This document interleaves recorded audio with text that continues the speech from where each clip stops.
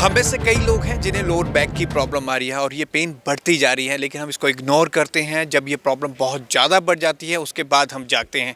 इसका कारण हमारा ख़राब लाइफस्टाइल है, हमारी सीटिंग जॉब है। हम एक्सेस कंप्यूटर पे, टीवी पे, अपने गैजेट्स पे बैठे हुए हैं और लगातार बैठे हुए हैं। मेरे जैसे कई यंगस्टर्स भी अब इसकी चपेट में आ गए हैं। जहाँ ये पहले बुज़ुर्गों को होती थी, अब हमारे जैसे यंगस्टर्स भी इसकी चपेट में आ रहे हैं। इस पर खास बातचीत करने के लिए पीजीआई के डॉक्टर बबीता घई हमारे साथ हैं, जो इसको लेकर पूरी पेन क्लिनिक चलाती हैं। मैम, सबसे पहले आपका स्वागत है पंजाब केसरी टीवी में। नमस्कार, शुक्रिया जी। ये जो पेन क्लिनिक आप ये रन कर रहे हैं, लोअर बैक पेन सबसे बड़ा इशू है। काफ़ी यहाँ पर लोग भी यहाँ पर आए हुए हैं। ये समस्या जो है बढ़ती जा रही है और यंगस्टर्स में खास तौर पर क्या रीज़न है? एक्चुअली ये हमारा जो सबसे बड़ा रीज़न है कि हमारा लाइफस्टाइल चेंज हो गया है। जैसा आपने अभी अपने पूरा ब्रीफली बता दिया कि पहले ये क्रॉनिक पेन की प्रॉब्लम या क्रॉनिक लो बैक पेन की प्रॉब्लम ये पहले बुज़ुर्गों में ज़्यादा होती थी, अब यंगस्टर में है, क्योंकि पूरा ही लाइफस्टाइल चेंज हो रखा है, स्पेशली कोविड के बाद। इसमें जैसा कि बुरे तरीके से बैठना, बुरे तरीके से खड़े होना, एक्सरसाइजेज नहीं करना, सेडेंट्री लाइफस्टाइल, स्मोकिंग एक अनदर रीज़न है, मेंटल स्ट्रेस, और सबसे बड़ा रीज़न है बुरा पॉस्चर। मतलब अगर आप बैठे हैं, जैसे आजकल तकरीबन 80% यंगस्टर्स हैं जो आईटी फील्ड में है या कंप्यूटर जॉब में हैं, तो वो बैठे हैं तो कंप्यूटर के आगे बैठे ही रहेंगे। उनका कंप्यूटर का जो लेवल होना चाहिए वो आंख से नीचे है तो गर्दन में दर्द हुआ, बैठे हैं तो कमर को झुका के बैठे हैं तो पीठ में दर्द हो गया। तो भगवान ने जो हमें कमर दी है पूरा ऊपर से लेकर नीचे तक, वो हमारी वेट बेयरिंग के लिए यूज़ करने के लिए दी है कि इसको यूज़ करा जाए, इसको एब्यूज़ करने के लिए नहीं। हमने आजकल के दिनचर्या में क्या कर लिया, इसको हम एब्यूज़ करते हैं। तो हम ये बुरा पॉस्चर, सेडेंट्री लाइफस्टाइल, बुरा डाइट, ये सब रीजंस हैं जो क्रॉनिक लो बैक पेन आजकल यंगस्टर्स में भी हो रहा है और काफ़ी लोगों में हो रहा है। मैं देख रहा हूँ मैम, आपने एक स्क्रीनिंग कैंप भी लगाया हुआ है। यहाँ पर पेरीफेरी एरियाज़ हैं, लोग जो आ रहे हैं अवेयर नहीं है। यहाँ पर आप क्या देख रहे हैं कैंप में, कौन से लोग आ रहे हैं जिनको ये सबसे ज़्यादा प्रॉब्लम हो रही है? आपका नाम क्या है? भगवत सिंह। भगवत जी, पहले तो ये हम लोगों ने क्या करा है कि आपने अभी बात करी कि हम एक पेन क्लिनिक चलाते हैं पीजीआई में। तो अगर हम जनता की बात करें तो तकरीबन 80% जनता को ये पता ही नहीं होता कि पेन क्लिनिक करके क्लिनिक्स होते हैं, जिसमें हम क्रॉनिक पेन के पेशेंट्स देखते हैं, जिसमें हम पूरा सिर से लेकर नीचे तक, टो तक, हेड टू टो सारे क्रॉनिक पेन के पेशेंट्स देखते हैं।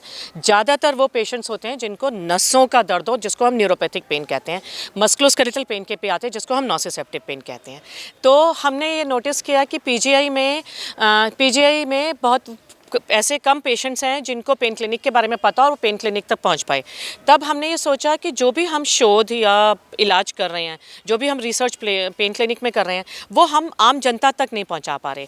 तो हमने ये डीएसटी सत्यम का एक प्रोजेक्ट लिखा, जिसमें हमें डीएसटी सत्यम ने हमें फ़ंड किया, जिसमें हमने प्रोजेक्ट ये लिखा कि हम कम्युनिटी में आएंगे, कम्युनिटी हेल्थ सेंटर में आएंगे, जिसमें हम क्रॉनिक लो बैक पेन के पेशेंट्स को आइडेंटिफाई करेंगे, यहीं आके उनके लिए योगा और फिजिकल एक्सरसाइजेज की क्लासेस करेंगे। ये वो एरिया है जहाँ पे हम 15 दिन के लिए लगातार एक एनरोल्ड बैच की क्लासेस करते हैं। 15 दिन के बाद एक नया बैच लेते हैं, उसकी हम एनरोल्ड क्लासेस लेते हैं, क्योंकि क्रॉनिक लो बैक पेन में जो सबसे बड़ा इलाज का ज़रिया होता है वो सबसे ज़्यादा इंपॉर्टेंट है अपनी बॉडी को ध्यान रखना, जैसे कि पॉस्चर को ठीक करना, फिजिकल एक्सरसाइजेस करना, प्रॉपर गाइडेड बता के कि कौन सी ग्रुप ऑफ एक्सरसाइजेस करनी चाहिए, जिसके लिए हम 15 दिन की क्लासेस ले रहे हैं सुपरवाइज। जब तक हम पॉस्चर ठीक नहीं रखेंगे, फिजिकल एक्सरसाइज नहीं करेंगे, फिजिकली एक्टिव नहीं होंगे, तो दवाइयाँ भी कोई उसका प्रॉपर इलाज नहीं कर पाएंगी। दवाइयाँ थोड़े टाइम के लिए इलाज को दे सकती हैं, लेकिन लॉन्ग टर्म के लिए हमें दवाइयाँ नहीं खिलानी होती। हमने बिना दवाइयों के लिए एक क्रॉनिक पेन और क्रॉनिक लो बैक पेन का इलाज करना होता है। तो अगर हम जितनी भी गाइडलाइन देखें, जैसे चाहे वो इंडियन गाइडलाइन हो, अमेरिकन गाइडलाइन हो, ऑस्ट्रेलियन गाइडलाइन हो, वो क्रॉनिक लो बैक पेन और क्रॉनिक पेन के मैनेजमेंट को बताती हैं कि मल्टी मॉडल तरीके से करना चाहिए। उसमें मल्टी मॉडल मतलब बिना दवाई का, अगर ज़रूरत पड़े तो इंजेक्शन का। इसको हम कहते हैं कि एक पूरे हमने हॉलिस्टिकली मैनेज करना होता है, जिसको हम बायो साइको सोशल मैनेजमेंट भी कहते हैं।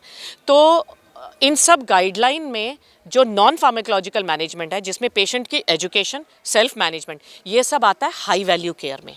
और अक्सर जब तक इस चीज़ की ट्रेनिंग नहीं होती, बहुत सारे डॉक्टर्स को, बहुत सारे फिजिशियंस को अगर इस चीज़ की ट्रेनिंग नहीं होती तो वो ये हाई वैल्यू केयर को वैल्यू कम देते हैं। इवन हमारे रेजिडेंट्स भी, जब मैं उनको, अभी मैं पेशेंट्स को समझा रही थी कि आपने ठीक ढंग से उठना है, ठीक ढंग से बैठना है, गर्म पानी की सिकाई करनी है, तो वो हमें ऐसे देखते हैं कि मैडम क्या बता रही हैं, ये तो डॉक्टर है, इनको तो इनका काम तो दवाई लिखना होना चाहिए। नहीं, दवाइयाँ तो सिर्फ इसमें थोड़े टाइम के लिए सपोर्ट के लिए चाहिए होती हैं।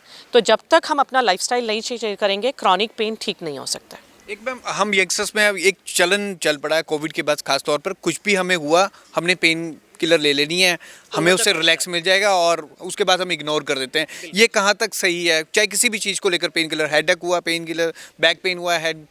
नहीं भगवान जी, ये बिल्कुल गलत है। ओवर द काउंटर दवाइयाँ, थोड़े कोई एक अचानक कोई दर्द हो गया, एक्यूट पेन हुआ, 1-2 दिन रहा, माइल्ड रहा, 0 to 10 में माइल्ड, जिसको हम 0 to 3 कहते हैं, माइल्ड रहा, आप गलत पोस्चर में सो गए, आपको लगा कि गर्दन में एक स्ट्रेच आ गया, थोड़े टाइम के लिए ठीक है, 1-2 दिन के लिए, बट वो दर्द या तो सीवियर हो, या वो लंबे टाइम के लिए चल रहा हो, more than 3 days, more than 7 days चल रहा हो, या उसके साथ कोई साइंस एसोसिएटेड हो, जैसे कि फीवर हो और सीवियर पेन हो, जैसे गर्दन का दर्द बाजू में जा रहा हो, कमर का दर्द पैरों में जा रहा हो, टांग में जा रहा हो, ऐसे में कभी भी ओवर द ड्रग काउंटर से अपनी मैनेजमेंट नहीं करनी चाहिए। इसमें तकलीफ बढ़ती ही है, तकलीफ ठीक होने की जगह, इसलिए आपको एक्सपर्ट्स के पास जाना चाहिए जब ऐसी चीज़ें हों।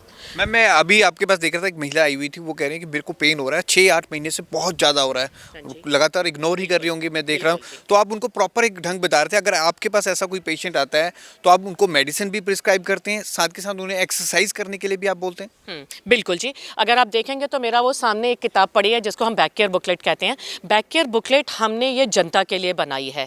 इसके अंदर हमने वो सब चीज़ें बताई हैं जो एक नॉन फार्माकोलॉजिकल मैनेजमेंट, उसके अंदर हमने पॉस्चर से बताया है कि कैसे उठना चाहिए, कैसे बैठना चाहिए। हमारे जितने चार्ट्स बने हुए इस कैंप में, वो सब एक बेसिक सी इन्फॉर्मेशन है जो हम उनको बता रहे हैं, और ये बहुत ज़रूरी है जो हमने बैक केयर बुकलेट से हम आम आदमी को बताते हैं।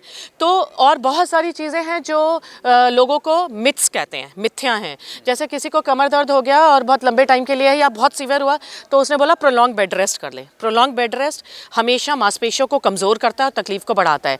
तो इसलिए आपको अगर बहुत ज़्यादा दर्द भी है तो 3 दिन तक का बेड रेस्ट हम आज की डेट में बताते हैं। ये मिथ्स निकाल देने चाहिए कि फिजिकल एक्टिविटी करेंगे या एक्सरसाइज करेंगे तो हमारा कमर का दर्द या कोई और दर्द बढ़ जाएगा। ये सब फिजिकल एक्टिविटी उस दर्द को कम ही करेगा। मैम, जो व्यूअर्स हम देख रहे हैं इसको, आप उनको सीटिंग का पोस्चर क्या बताएंगे? जो आईटी प्रोफेशनल हैं, जो ऑफिस में ही काम पे लगे रहते हैं, 8-8 घंटे बैठे हैं, उन्हें सीटिंग का अगर कोई पोस्चर आप बताना चाहिए। 150-200 रुपये की किताब है, और हम जो क्लिनिक में पेशेंट आते हैं उनको तो हम ये फ्री ऑफ कॉस्ट देते हैं। उसके अंदर हमने पिक्टोरल तरीके से, बिल्कुल पिक्चर से ये पॉस्चर्स बनाया, और अब हम बताएं, मैं आपको अभी ये बताती हूँ। दूसरा में ये है कि हमारे पास एक हमारी फिजियोथेरेपी स्टूडेंट है, इन सर्विस कैंडिडेट, जो पीएचडी कर रही हैं, और वो हम ये जो आप मुझसे पूछ रहे हैं उसको हम एक ऐप में डेवलप करने की कोशिश कर रहे हैं ताकि वो हम जनता के लिए रिलीज़ कर सकें। तो अगर हम सिटिंग पॉस्चर बताएं तो सिटिंग पॉस्चर ऐसा होना चाहिए कि आपके घुटने आपके कूल्हे के बराबर हों या थोड़े से ऊपर हों, आपका पूरा का पूरा कूल्हा पीछे की तरफ लगा हुआ, सिर्फ बैक के में लंबर सपोर्ट की ज़रूरत होती है, गर्दन के सपोर्ट की ज़रूरत नहीं होती। आप 90 डिग्री पे बैठें या 95 to 100 डिग्री पर बैठें, ना बहुत आगे होके ना बहुत पीछे होके बैठें, और कमर को पीछे तक लगा के बैठें। आपके पैर लटके हुए नहीं होने चाहिए, प्रेफरेबली हील नहीं पहने। मैं तो हमेशा ही जूता पहन के, स्पोर्ट्स जूता पहन के ही चलते हैं। और जो आपका कंप्यूटर का लेवल है वो कंप्यूटर की स्क्रीन आपके आई लेवल के ऊपर होनी चाहिए। तो ये सब, आप हाथ का पॉस्चर है, आपके जो कोहनी है वो नीचे लटकी नहीं हुई होनी चाहिए जब आप कंप्यूटर पे काम करें, ये सपोर्टेड हो। सो ये पूरा पॉस्चर अगर आप कहीं देखेंगे तो हमने एक चार्ट में बना के पिक्चर में भी दिया हुआ है, यह हमारी बैक केयर बुकलेट में भी दिया हुआ है। इस तरीके से अगर आप बैठेंगे, सबसे ज़्यादा इंपॉर्टेंट और क्या है, पॉस्चर तो ठीक बैठना ही बैठना है, पर आधे पौने घंटे बाद या पौने घंटे से 1 घंटे बाद आप अपने, चाहे किसी ऑफिस वालों को बोलें, चाहे आप जर्नलिस्ट हैं, आप ऑफिस में बैठे हैं, आप सब एक दूसरे को बोल दें कि 1-1 घंटे बाद हम घड़ी में अलार्म लगाएंगे कि हम सब ने उठना है। तो 1 घंटे बाद पॉस्चर चेंज करना बहुत ज़रूरी है। सीटिंग में सबसे ज़्यादा बैक का प्रेशर होता है, स्टैंडिंग में उससे कम होता है और लाइन डाउन में सबसे कम होता है। सीटिंग में सबसे ज़्यादा प्रेशर होता है, तो आपकी स्पाइन में सबसे ज़्यादा वियर एंड टियर होता है।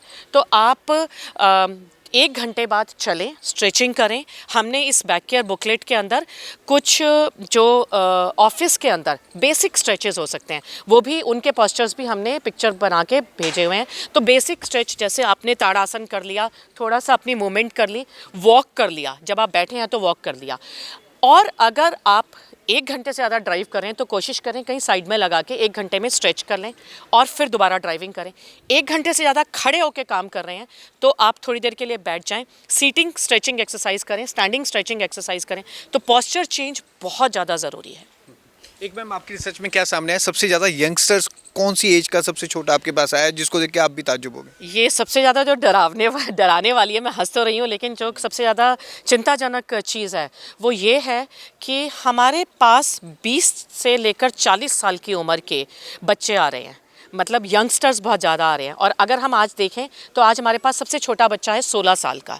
तो हमारा स्पेशली आफ्टर कोविड के बाद सारा टाइम इनएक्टिविटी रही, सब अंदर रहे, और वो ना एक लाइफस्टाइल अडॉप्ट कर लिया लोगों ने, बच्चों ने, कि अब कोविड के बाद उनको धक्का देके फिजिकल एक्टिविटी करवाना वो इतना मुश्किल हो गया, कोई स्पोर्ट्स करवाना या एक्सरसाइज करवाना। तो वो बहुत देर तक बैठे रहते हैं बुरे पोस्चर में। तो ये हमारी यंगर जनरेशन जो अफेक्ट हो रही है, ये बहुत ज़्यादा चिंताजनक बात है। और ये ऑब्वियसली अगर अभी अफेक्ट हैं तो ये लंबे टाइम तक अफेक्टेड रहेंगी। अगर ये सही तरीके से मैनेज नहीं करा तो ये प्रॉब्लम होती रहेगी। तो ये हमारी जो सबसे ज़्यादा पूरे देश की प्रोडक्टिव एज ग्रुप है, जिसको हम कहते हैं कि सबसे ज़्यादा देश को देने का एज होता है, वो अगर हमारी ऐसे अफेक्टेड होगी तो ये तो बहुत चिंताजनक बात है। Thank you.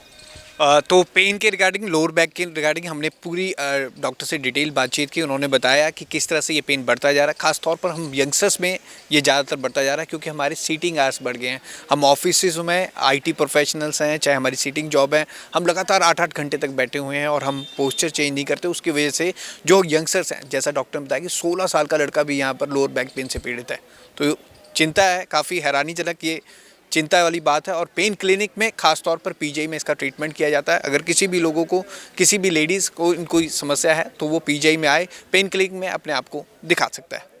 कैमरामैन अनिल के साथ भगवत सिंह, पंजाब केसरी, जगबानी TV, चंडीगढ़।